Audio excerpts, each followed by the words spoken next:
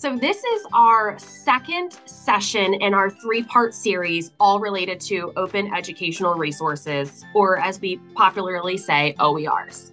Today, we're going to really dive deeper into navigating them and where to locate them, and honestly, how to give credit to these resources. Similarly, as you would in upgrading a paper with APA citation. So I'm Jenna Cinnamon. I'm an instructional designer at the Stanton campus, and I'm really excited to be joining Dr. Laura Thompson for Lunch and Learn. Thank you guys for joining us, and we really look forward to hearing from you throughout this presentation. A lot of familiar names in this session right now. We know OERs are a big push here at the university to reduce student costs, so we're glad that you're vested in this as well. So we're going to start with our session overview, and we're going to first start by recapping what we discussed last session. We know that not everyone can attend all of the lunch and learns, so we want to give you some context about what are OERs before we get started today.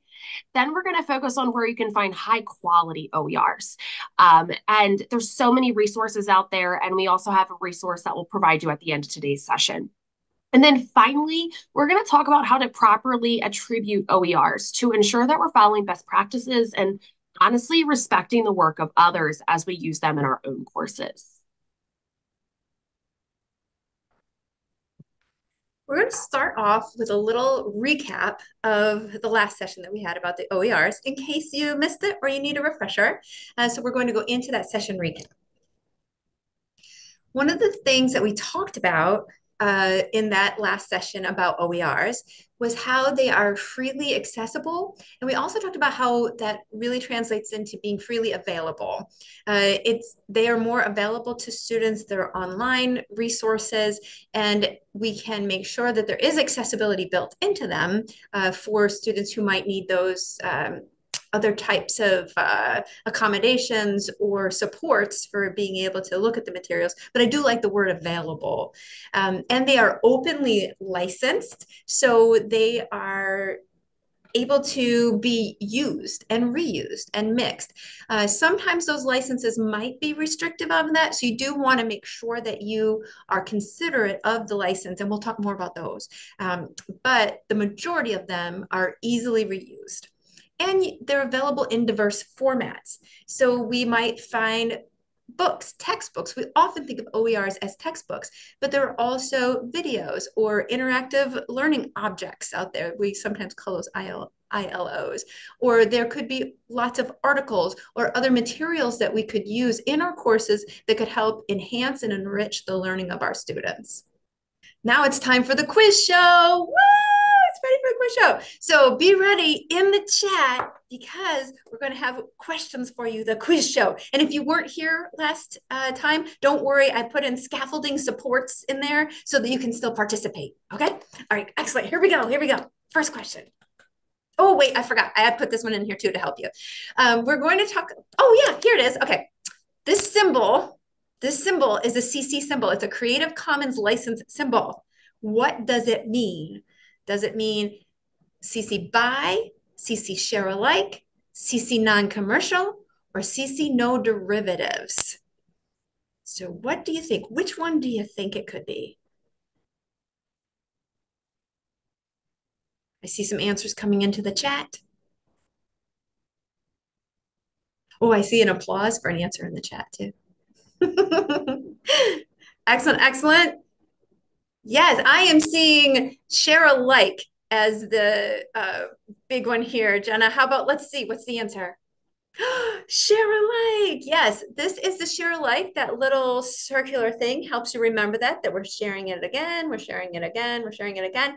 And if someone says that it's a CC share alike, that means that if there are adaptations made to that resource, it still has to be shared as a share alike. They want to continue that and pay it forward. Okay, next one. Okay, this one, is this a CC BY, a CC share alike, a CC non-commercial, or a CC no derivatives? What do you think? What do you think? Terrific, terrific. And I see Brave individuals who are giving a different answer than what's seen in the chat. Good job, good job. We will have to say that this one is a CC BY. This one is a CC BY. Credit must be given to the creator. The creator, this little person represents that creator. I don't know. It's a pretty good symbol, I guess, but maybe we could have something just a little more diverse there. I don't know, but still, it's a CC BY. It's a CC BY. We're just saying, okay, this was done by these people. Can I add, Dr. Thompson, that yes, with please. this one, it's the least restrictive. So if something is simply CC BY, and this is the only symbol with it, we really have the freedom to do almost anything with it. We're still going to give credit, but we can distribute it, we can remix it, we can adapt it. And all we need to do is give them credit. We don't even need to share it in the same licensing realm as them. So this is the least restrictive CC option. Thank you for adding that. All right, here comes the next one. Is this symbol CC BY, CC share alike? I mean, maybe we've already had those, so we know it's not those. Is it either non-commercial or is it no derivatives? Which one do you think? Non-commercial or no derivatives? And this is testing your vocabulary, I guess. If you know what derivatives mean, I guess. Oh, look at that. Look at that. Yes, yes. What is it? What is it, Jenna? Woo! It is no derivatives. And I love we have equal means should be the same. Yes. So derivatives are when we would change it, there would be derivations on the product. So they don't want any derivatives, any changes, adaptations of the work that are permitted. It must be shared the way that in its form that it's been created. It can be shared, but it has to stay that way. And this is something that we want to make sure that we are respectful of. All right. And you might know what this one is then. You might know what this one is. We probably don't even have to really do the drum roll on this one. But okay, Jenna, let's look. Oh, yay, we did have people write in. Good, good, good. It is non-commercial because when we think about commercial gains, we think about money. And so they are saying you can't make money off of this. And you can see one of these licenses on a product, or you might see up to all 4 of these licenses on a product. Well, no, you can't, because a share alike and a non-derivatives would not coexist because share alike allows adaptations and no derivatives does not. So really, you wouldn't see those two together unless it was just crazy and people didn't know exactly. But you would see up to 3 of these. And it's always making sure that we're respectful of how it was created in the first place. Jen and I also talked about how there are materials online that you'll find that don't have any of these licenses on them.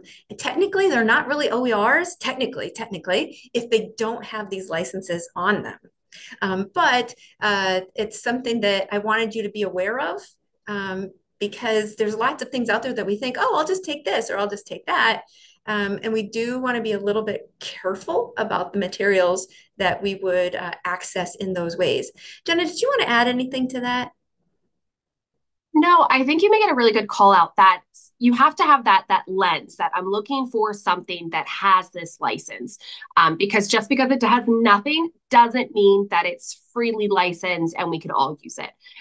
The assumption that I always operate under is if it doesn't have a CC license, I'm not going to use it, or I'm going to have to cite it very specifically, just like I would when I'm writing a paper. So we're going to talk about today where you can find OER specifically and even how to narrow your search lens to find these. But no, Laura, thank you for going over all of these and making that call out that share alike and no derivatives will never coexist. That's absolutely true. But then the non-commercial can bounce around between all of them. Awesome. Thanks. So that was our recap of basically what we covered last week. And honestly, or 2 weeks ago now, there's a lot of confusion about what is an OER. A lot of individuals, myself included, thought OERs were simply just textbooks that we could find online. That is just one small portion of OERs. And it's really cool to kind of see all the different resources that are out there. So we're going to explore some reliable repositories and databases that we even use here at CCIT so you can help find OERs that are specific to your subject area. So it is always a popular question to us. I know we're even guilty here of saying, let's use OERs. And first, it's like, well, what does that mean? And second is, where do I find them? So there's many resources available, and we've kind of chunked them into four categories to get started. So we have OER repositories, open textbooks, multimedia, and then advanced search features. With OER repositories, they're essentially centralized platforms that take a variety of different OER resources, such as course materials, videos, maybe micro-credential courses, and it's all housed in these OER repositories. Open textbooks are essentially what they sound like. They're freely accessible textbooks that are peer reviewed and published with an open license, which allows for free use, sometimes adaptations, or sometimes it's non derivatives. It's really important to call out about the quality of OERs because I know that this question comes up often, or there's a common misconception that OERs aren't of quality. And we're going to talk about that more in our next session about how to vet OERs. But OERs are traditionally peer reviewed by experts in the field, similarly to how publishers create their textbooks. So stay tuned to the next session on OERs if you have some more questions about vetting the quality of those. So multimedia can include things like videos, images, audio, or even interactive tools, some really cool simulations that have been developed over time that can enhance the learning experience. And finally, advanced search features is such a great hack. I know personally, I'm guilty of going to Google, typing in a buzzword, and trying to find an image and just taking it. I've done that in the past until I became educated about giving credit to the rightful owner and also locating Creative Commons licenses to ensure that I can use that image in my work.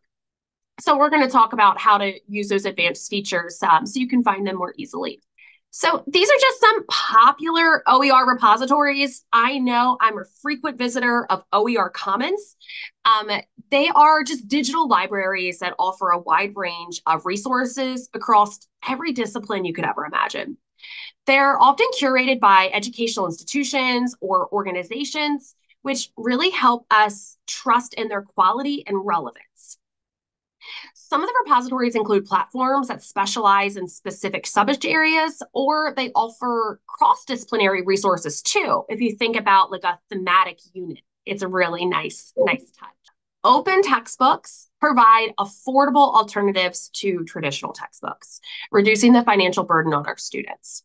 They can often be customized to fit specific course needs, allowing instructors to adapt the content to their teaching style or the course objectives, because we are unique here at Delaware Tech. Many open textbooks are available in multiple formats. It includes digital and print, so it can accommodate different learning preferences. We really want to emphasize that open textbooks are a growing movement in higher education, and many institutions are adopting them as part of their initiatives to reduce student cost. I'm going to use a very candid example. OpenStax, we were working on some course designs, and one of the textbooks from OpenStax is almost identical to that of the text of a well-known publisher. And then it was brought to our attention, and I don't know if this person's in here today, that even some publishers now are starting to offer OER versions of their content because I think they're seeing this competitive nature of OERs, which I think also attests to their quality, that publishers are even having to pivot because they are so worried about the competitive nature of OER textbooks. And then multimedia platforms, like I mentioned, they can include videos, podcasts, interactive simulations, the list goes on. And it's really nice to think about from that lens of universal design for learning. When I'm designing a course, I don't want it to be just text heavy. I don't want it to be only videos. I want a mixture of multimedia and text to really support my students in how they learn best. So you can easily integrate different multimedia elements into your courses, and even your lectures, right? Your delivery of the content. I know we have many face-to-face, hybrid, high-flex courses. So you can even use these resources to design your presentations that you're delivering to your students as well. These platforms often encourage collaboration so that educators can create, share, and remix content, and you can also contribute to that community as well.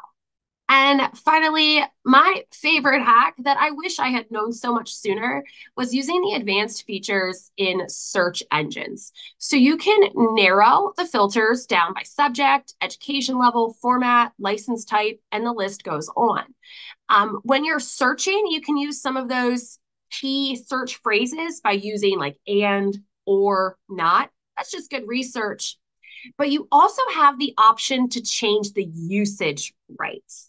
And under the usage rights in the image on the screen, you can filter by license. So it's free to use, free to share, free to free to modify even commercially. So you can narrow in that search right from the get-go. Because like Laura spoke to, it's sometimes hard to know, is it an OER or not, if they don't blatantly put that licensing logo somewhere where you can find. So starting from the advanced search features can really help get your scope to OERs right from the start. And I'm always going to throw in our shameless plug of this wonderful open educational resources reference guide.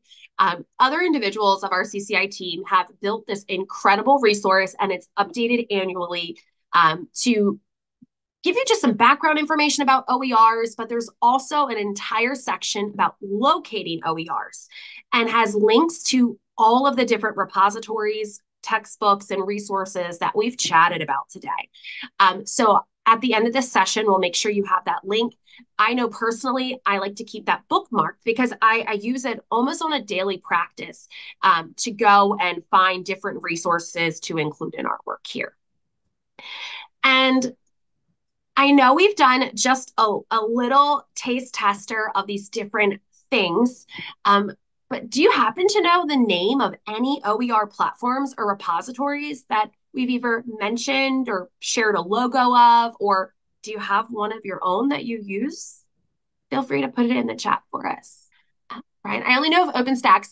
I'll be honest, I was in that same bucket too. I feel like it's very popular and it has so many textbooks on there.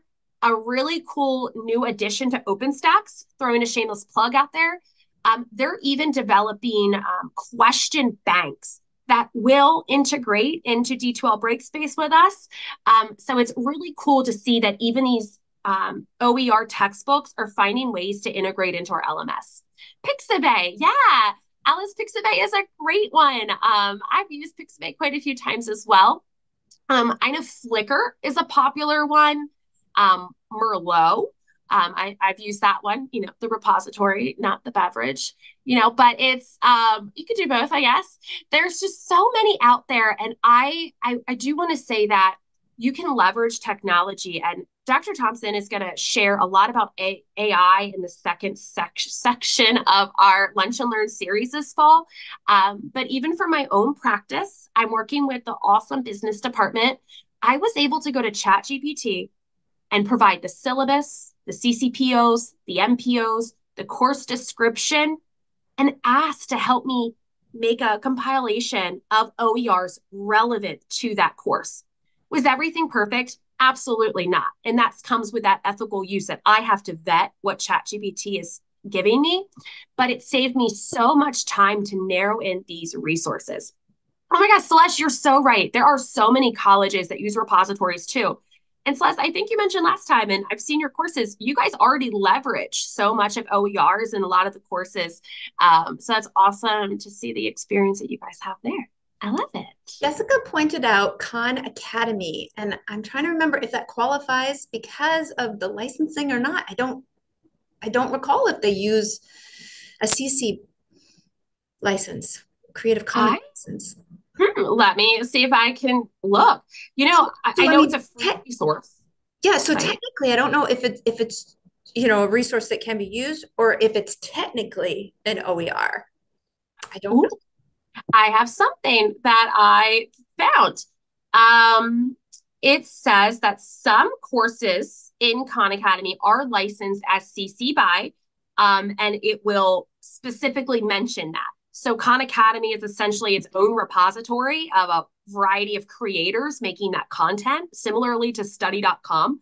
So it says that the courses that do have Creative Commons license will explicitly mention it. That was a great call out, Jess. Cool. Jessica put a question mark after that. So I I'm know. glad that she brought that up. I had a question mark myself too. Oh, I love it. And All there's right. one I just discovered yesterday that I'm still looking at and making sure how much I like it. But it's called Oasis, and it is one. And I found that there's an integration at other institutions, kind of like how Celeste had said other institutions have things. I when I did a search for Oasis, I saw. I just put the link that I had from the presentation I saw yesterday into the chat. But when I did a search for Oasis before I found that link, I found that, for instance, Stony Brook College has embedded that. So I don't know. Alice is here. Do we have that in our library here or not? Do you know? You Oh, can. Oh, she's on. Okay, good. oh, so you're asking if we have any OERs library? Is that what you're saying? Well, one question would be, do we have a repository at the college about those OERs? And I had messaged you about that, and you said you were finding out about that. The other one was there's an Oasis integration that I've seen at other places. I didn't know if we have that here or not. As far as I know, no. Okay. And we at the library, we do not have a repository. That is Okay. something that we are considering working on in the future. But yes, it's something that's in the talks. Terrific. Okay. Thank you so much.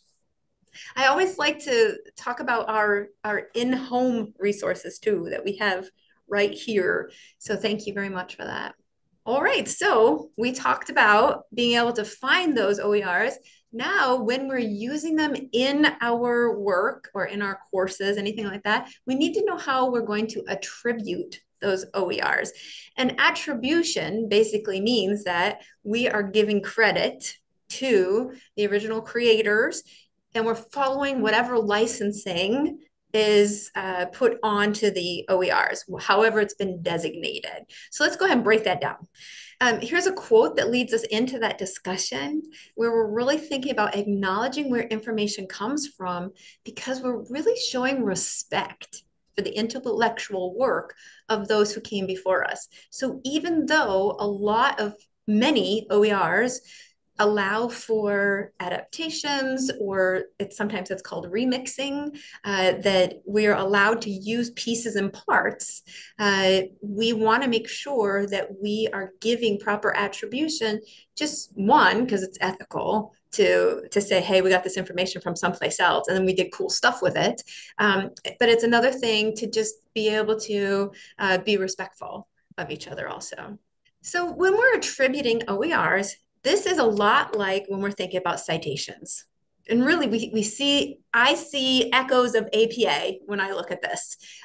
So we see a title. We need to give the name of the material if it's provided. It's not always a clear title for it, but when it's provided, we want to make sure that we note that. Names of the authors. And maybe it's a little bit like APA. Sometimes you can't always locate the author, but you're going to try the best you can. Or sometimes it's a weird @ symbol somebody for the author. It depends on what it is. You want to give the source. So was there a website where you found it? Or was there a document where that it can be found? We want other people to be able to locate that original source. So in case they want to remix from that original source, if that is allowable, they can do that. And again, we want to make sure that we note the type of license. And in general, there are formatting guidelines. We're going to look at a few of those now. So this one, Brian mentioned OpenStax for us. And here is an example. So this is an accounting book. And if you were here a couple weeks ago, some of these slides might look a little familiar, but they bear repeating here because we're looking at them through a different lens now. This OpenStax has a CC BY, a CC non-commercial, and CC share alike, which means, right, that we need to give credit to the CC BY as we give credit to the original creators. We can't make any money off of it. And we need to share alike. So whatever we do with this, whatever remixing we do, we have to also license that as share alike following after this because we're trying to pay it forward. But you'll notice at the bottom of the screen that there's the name of it, Principles of Accounting, Volume 1, Financial Accounting, and it's licensed under CC BY, and that NC is non-commercial and SA is share alike. And you'll notice that they are underlined. Those are hyperlinks. So when it's available in a digital format, those can be clicked to be able to explore those resources or explore those licenses. So those are some important things that you can do to help give attribution. Let's look at another one. So we mentioned Flickr because Alice had mentioned Pixabay and Jenna mentioned Flickr. This one, you can see it's a CC BY, so you do want to give credit to the creator, but it's a non-derivative, so we can't do anything to it except show it. We can't change the color or anything like that. We need to present it in the way that it was created. But you'll notice that the title of this is a monochrome beauty, and we have the author there who created this, who took this picture, and that it's licensed under CC BY ND, and we have a 4.0 there too. So that way we have the ability to link to that actual license, and we have the ability to link to the original source. Remember, in the digital world, it's nice that we can provide those links to help increase the attribution, increase the quality of the attribution that we give. All right, and how about one more? And here we have the OSCQR scorecard. It's affectionately called Oscar. You can kind of see that in there.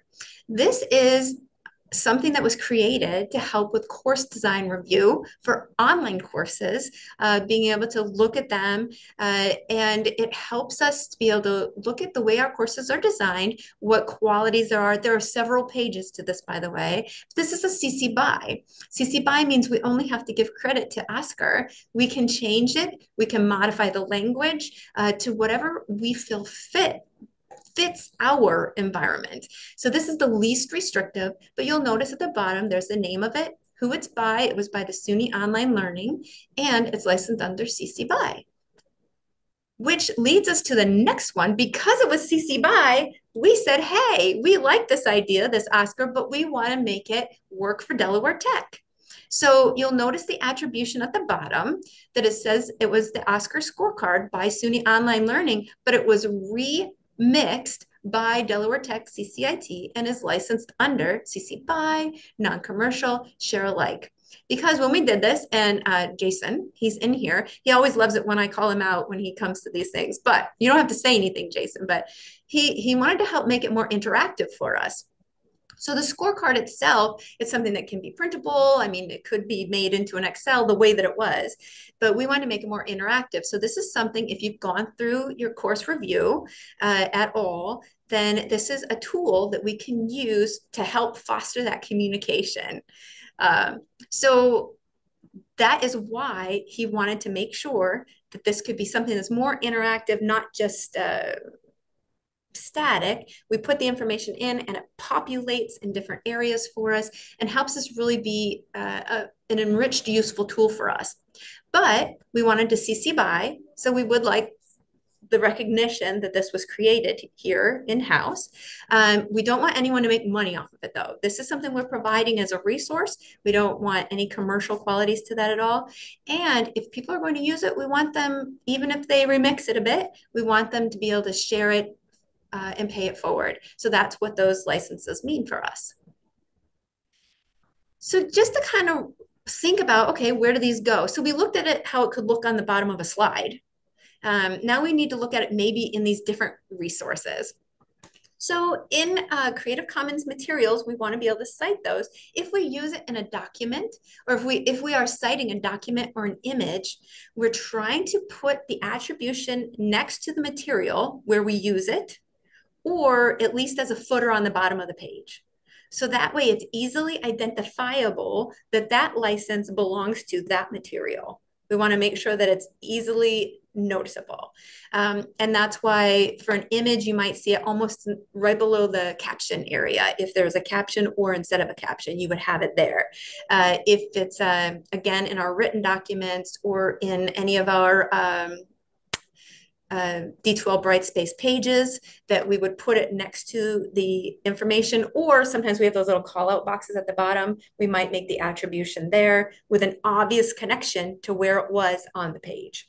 Then if we think about our slideshows, we saw an example there that Jenna had artfully created those pages where it showed very clearly that those images or those documents had come from a specific place with its license. For videos, you want to display the attribution on screen at the same time that the material is shown. So if you're making a video, that is something that you can edit it so that you can put in that text on the location where you've used it. Sometimes if you're doing a YouTube, you can put a little comment boxes that will pop up too at different areas of your video. So those are places that you could insert it there, and you can make sure that it was in the comments as well, or in the description for the video as well, to make sure that it's there. The reason you want it to appear on screen, or that you would mention it in your video, is so that it's directly related specifically to that information, so it's easily identifiable. And then there's podcasts. I don't know. I think we have a couple of podcasts going on at the college, at least at the course level. But you want to verbally mention that artist's name and note that the work is created under Creative Commons. And then, of course, I think too much sometimes, I think. But I mentioned to Jen, I said, well, what about, though, if you have a transcript of the podcast? Because that's an accessible thing to do, to provide those words from the podcast so that if anyone can't listen to it, they can still get the information from it. I said, how would you list it in there? And there would be a way, maybe with brackets or something like that, that you would make sure that you could put the attribution in the podcast transcript, even, and noting that it wasn't specifically that detailed in the verbal, actually what the people talked about. You reference it in the podcast, but you might not have every little digit of that attribution. But you could include it in the transcript and just have it noted that it's not said with brackets. But proper attribution, again, just to underline that, it really honors the work of the others, and it upholds the principles of openness and respect in our educational community. So this is a lovely thing that we're all able to share, and these non-proprietary items. So, quiz time. What's included in OER attribution? Can you think of at least one thing you need to include in that OER attribution? An extra credit if you think of them all. Yes, we definitely need to have that author in there. What else can you think of? Title, website, beautiful. And there was one more. The license, yes, perfect, yay. So we want to make sure, like I said, it reminds me so much of APA or MLA or whatever you want to think about for citations. It really isn't that different. And I love it, Carol. We can also provide that hyperlink when it's online so that people can get to that original resource. Beautiful. Thank you. Hi, Alice.